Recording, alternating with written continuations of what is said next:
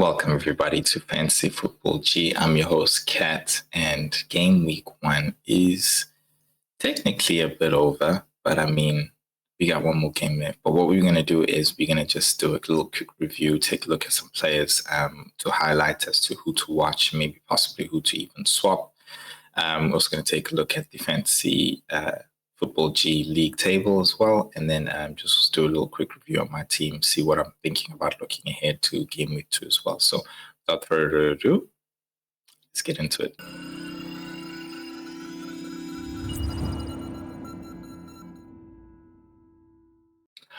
All right. Let's ride. All right, guys, this is it. Let's take let's take a look at the Fantasy Football G league table, and we'll start from the top. Peter, my man, you Reds, you doing it, and Julian. In fact, your guys are tied in there, Julian 031. I'm not sure if it's the same Julian I know that I play soccer with. So you gotta let me know in the comments, man, if you actually watch my stuff. But I'll probably ask you on Thursday, actually. But guys, well done. You guys are tied now at first. I think that's where you're gonna stay, because all your players have played. But it's a good start to the game week. Killer Squad. Yep, that's your boy, me. At number 3 right now. Maybe, don't know. Go to the top. But we'll see, depending on, I got 2 more players left to play. So it would make sense. Bagel FC, Levy Rose. Levon, that's my boy. It's all the way in Cape Town. I'll be joining him soon, actually. Well done, guy. Well done. He came through. He's like, yo, man, game week 1. What do I do? What do I do? I don't know what to do. I was like, calm your ass down. What's your dilemmas? Give him some advice, and then followed some, of course. The rest of his decision. So well done, bro. Well done. Okay, Pedro Porridge FC. Yeah, man, well done. Coming in at 5th. You're in the top 5. That's actually pretty good. What I like to do is go through the top 10. The rest of y'all gotta make it in just to get a mention. I got to make it into the top 10 just to get a mention. And what we did last season was we would have the number 1 guy come onto the show whenever we could, of course, because it's coordinating times and stuff like that. A lot of the gents, it's good because they were from South Africa anyway. But honestly, this is worldwide. We're trying to get to know a lot of people, grow the community, and that's the whole point of this. So yeah, if it's possible, of course, I'll ask for you to reach out so that I can organize a time with you, and then we can just talk FPL, man. Just talk FPL. But we'll see. Let's get into this. So no FC. I hope I said that right. Brent McNeil, welcome, dog. At number 6, doing all right. It's not a gap. It's not a gap. Lafi Gunners, my man, Gunners. Chu, Jacob, well done. You actually beating my brother so far. My brother is bandwagon 11. Machabe King. Watch out for him, guys. He's okay. Nah, he's okay. He thinks he's the man. But he's I beat him as usual. But hey, let me not talk. It's the beginning of the season. Let me not talk. But I'm just saying what I did. Last season. Not sure about the previous season, but I'm sure about the previous season. Anyway, chaps, well, that at number 8, dog, not too far. Good start, bro. And then the Joseph Robinson, man, how do you say that name? Dog, put it down in the comment section, man. I see the C, but I can't see the Tempest. Yeah. But you in at number 9, dog. Really great. It's not too far. So yeah. And then Rice, baby. Two-way G. I remember number 10 used to be a guy's name I used to love saying, clap back, sprinkle. But I could end with two-way G. Just creeping in there at number 10. Yeah, guys, that's what the top 10 is looking like. Every week we're going to mention who the top 10 guys are, so you can keep up with the league and see if you break in, and hopefully if we can invite the current number 1 onto the show. Just also know, like, hey, how's he, doing these type of things? What's he thinking and stuff like that. Not to get into his game plan necessarily, but maybe he can give us some tips since he's the guy on top of us. You know what I mean? So, trying to get you guys some knowledge, basically.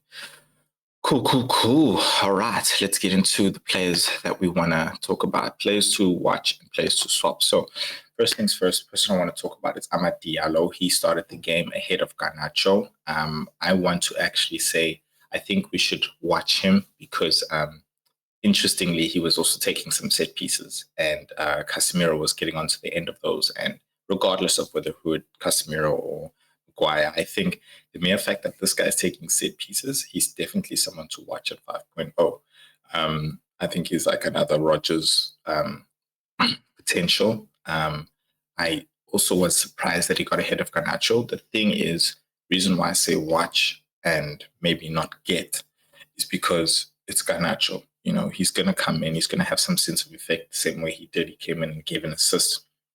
And if Amad Diallo's starting and he's not necessarily delivering, I think that position is his to lose. So I think Garnacho, you could see him basically creeping in. But for me, it also makes that position not necessarily tied down. So even if you do have Garnacho, it's also sort of Garnacho is not a show in for minutes. So we'll see. I think he's a player to watch in case he might be a guy who we can get if we want to have an enabler in the midfield as well. So that's someone definitely to watch there. The next guy we're going to check out is Kwanzaa. So I also had Kwanzaa. It was almost said Eddie Howe. On his slot, pulled him off at halftime. So pissed. But you know, he was basically saying that he wasn't winning enough duels for them.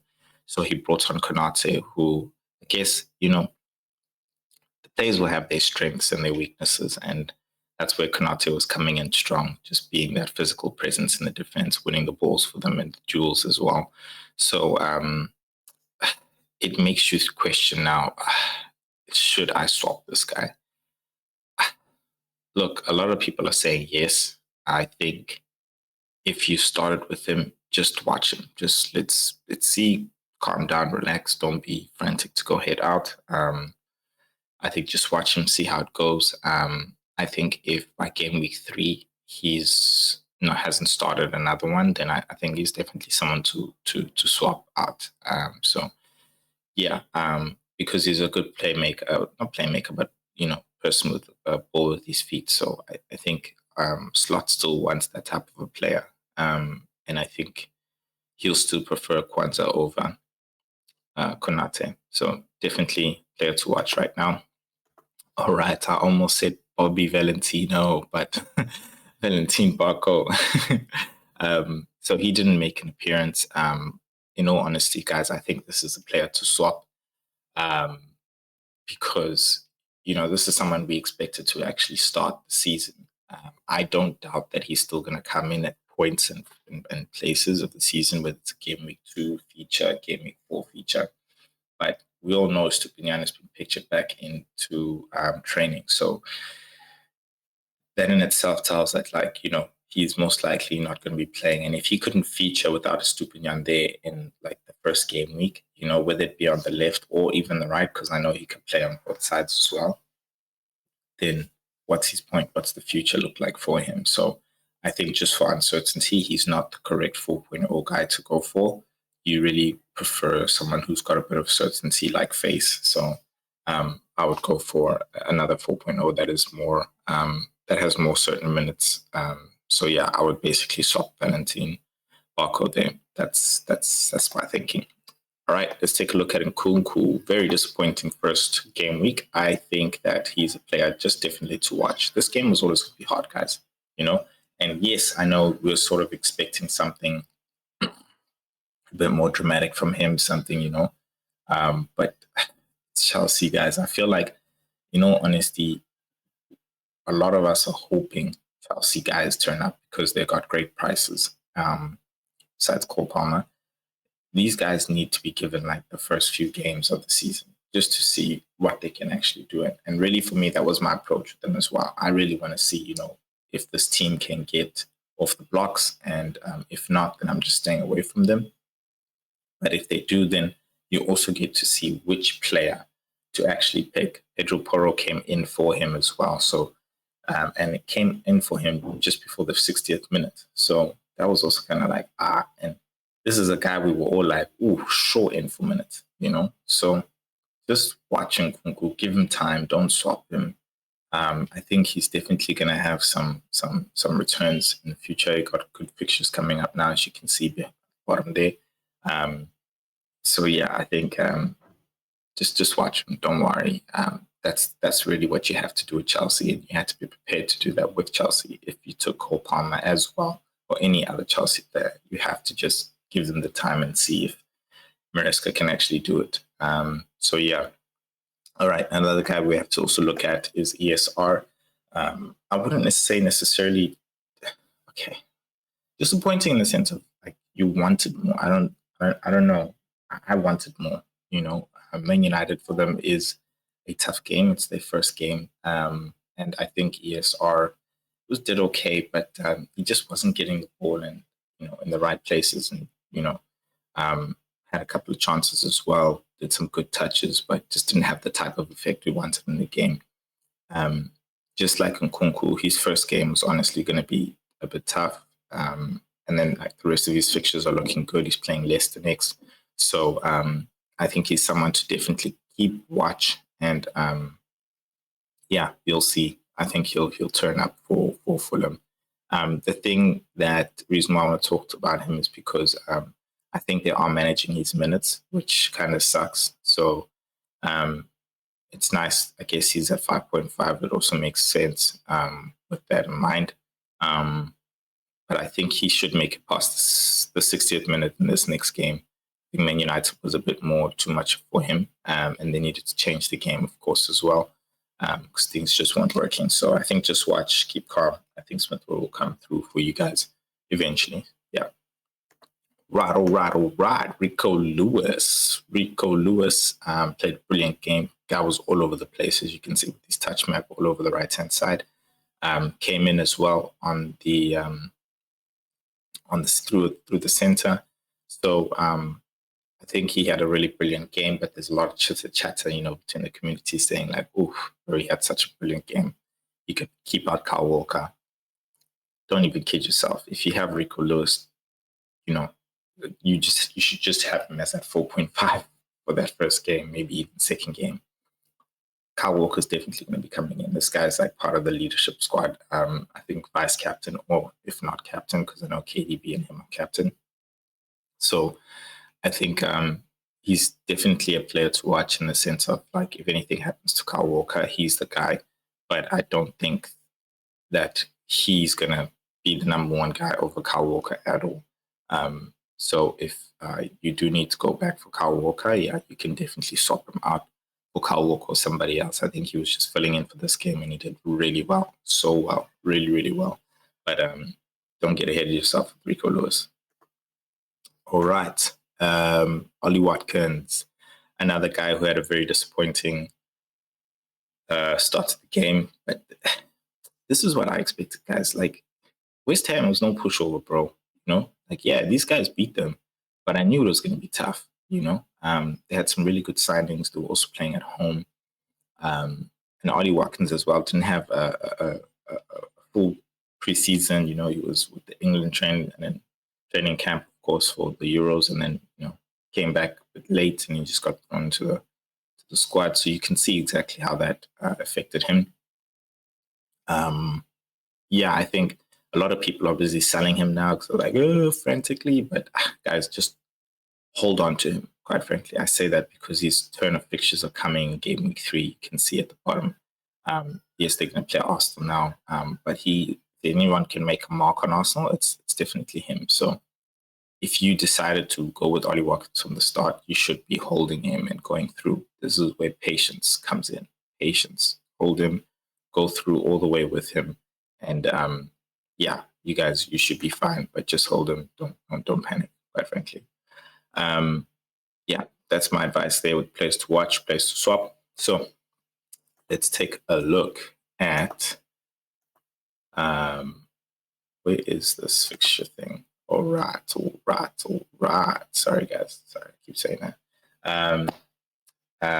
Yeah, my game week 1, this is what it looks like.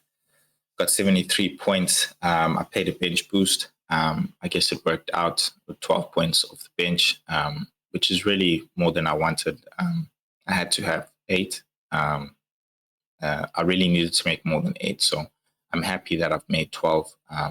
Really good, because they really contributing to that. I mean, you remove 12 from there, I'm sitting on like 61. So I'm really happy. Yeah. I mean, just going through it, Pope, the guys got a red card, but they pulled through, and that's why I went with Pope. Just never quite understood the the community's decision to go with Henderson. Like, to me, guys, that just didn't make sense. You should see my goalkeeper rotation. Like, yeah, guys, it just didn't make sense. I like everybody. You should have known that. You should have known that. Yeah, maybe that's me talking to the more of the content creators, but they were just pushing Henderson down people's throats. Anyway, Trent came through for us as well as Gabriel. We're hoping Pedro Porro can do the same for us tonight. I did feel like there was a lot of opportunity. I did mention this for clean sheets, and I think the guys are really coming through. I'm really upset that Kwanzaa couldn't get a part of that. Probably could have had like an extra 5, beyond like 78 points by now. But yeah, I would have had more points off my bench as well. But it is what it is. Cool. Eze, disappointing controversy there with the whole free kick and the foul in the box. But you can see he has that effect on the game that he could score. Definitely want to be patient with and also keep your ear on the ground and hear what transfer news is. So we'll keep that in mind. But I think Mbumo is the one who really put his hand up and saying, look, guys, Eze moves and he's not doing it for you guys, then, holla here. We can move straight from Eze to Mbumo. Tony wasn't featured in that match, so I think they are still looking to get rid of him. But it makes it even better for Mbumo, because we know that he should be on penalties and become the real talisman in that team as well. Diogo Jota showing that he is a good substitute supplement besides having Salah. So coming in with 8 points, he was making a lot of good runs there as well. Had a few more opportunities, but basically his goal involvement was exactly what we expected, which was great. So yeah, I think he's definitely the player that you should still be having. If you want to tap into that Liverpool strike force, then again, Diogo Jota is the guy to do it. Morgan Gibbs-White. That game was a bit underwhelming, eh? Like, I was really expecting these guys to do more, but Bournemouth, honestly, they came up, they showed up, and that's really good. That's really good. I was really expecting more. Wood came through for me more there than anything else, actually. So really happy that I made that decision. I think it covered the points, not necessarily all of them, but it did cover for not having somebody like Kai Havertz there. My captaincy was on Isak. We all don't know what it would have been like if Shaw didn't get his red card. We can all debate on whether or not that was really a red card, but maybe for another day. But Isak, honestly, I think he would have had more points. Still walked away with an assist as well. So you could see that he's always going to be there when it comes to the contribution and involvement in goals. Haaland coming in there with the goal. But that's Haaland. He does Haaland things. So if you don't have Haaland for this next game week, I am feeling for you. But Salah honestly did a good one for you guys if you went with Salah. So he was also the best person to captain this game week. So no stress, that's good. I think we've covered Smith Rowe, Sells. I did mention this, he was going to make it. I think a lot of people are still scared of uncertainty, but if you had been paying attention to the preseason, then you would have known that for sure Sells is the man to start. And then, Dan Burn as well was really more of a safe option than going for Livramento. But Livramento got the bonus points, which is what you expect from the wingers. Trippier, still no mention. He wasn't even in the squad. So we'll see what happens, keeping an eye on that as well.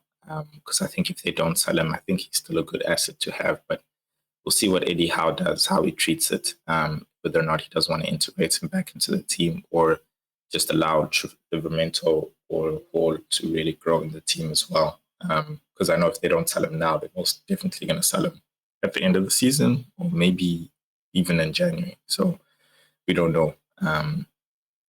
But yeah, guys, that honestly is that's it for me from Game Week 1. Gonna look forward for tonight's game and see how it is. I'm sure I'll end up most likely on top of the table, but that's just Game Week 1. It will calm down, but it's a good thing that we all got a good start. Most of us got a good start. Tune in later this week for some more video content. We'll take a look at our transfer plans, who are the best players to bring in, and what the idea is moving into Game Week 2. We'll probably talk captaincy as well, and just prepare you guys for Game Week 2. One more video at the end before the game week, just to review and have final decisions. Other than that, guys, I'll see you in the next video. Peace.